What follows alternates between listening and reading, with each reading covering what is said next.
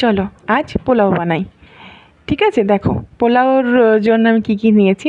গোবিন্দভোগ চাল আমি ধুয়ে পরিষ্কার করে রেখেছি, আর ওই মশলাগুলো নিয়েছি।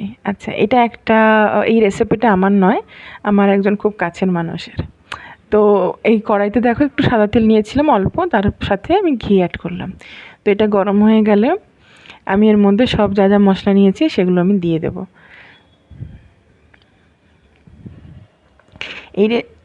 এর মধ্যে আমি শুকনো লঙ্কা দিলাম, দেখো গোটা গরম মশলা, লবঙ্গ নেই, শুধু এলাচ আর দারচিনি, তেজপাতা। এটা আমি একটু ভাজা ভাজা করে নেব।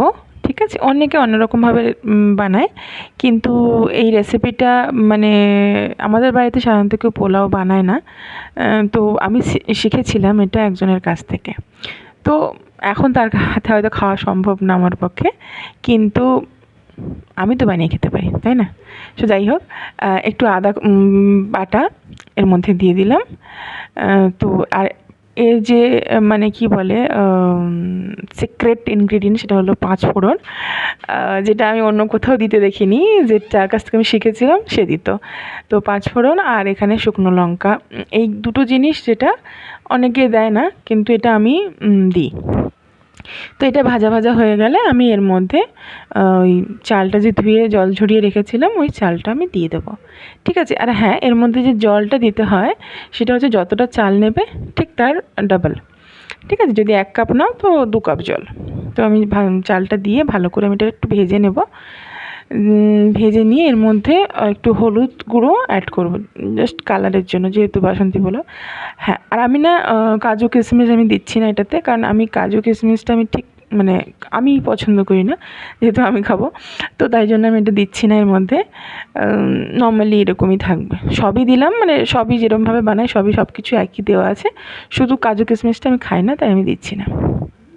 তোমরা খেলে তোমরা কাজু কিশমিশটা একটু ঘিতে ভেজে এর মধ্যে অ্যাড করে দিও। ঠিক আছে, আমি একটু লবণ দিলাম, যতটা লবণ দরকার, একটু লবণটা বেশি দেবে, কারণ ভাতটা পুরো জলের মধ্যে লবণটা গুলবে তো, আর ভাতটা খাবে যখন তখন যেন মানে ওই ফিকে ফিকে না লাগে, তার জন্য একটু লবণটা একটু বেশির দিকে দিও। আর এই যে হলুদ গুঁড়ো দিয়ে দিলাম, অনেকে ফুড কালার অ্যাড করে, আমার অত বেশি কালারের দরকার নেই, তাই জন্য আমি হলুদই দিলাম, অল্প জাস্ট কালারটা চেঞ্জ হলেই হবে। তো এটা একটু ভেজে নেব, বেশি ভাজবো না। ঠিক আছে, হালকা আছে, একটু একটু ভেজে নিয়ে আমি গরম জল অ্যাড করব।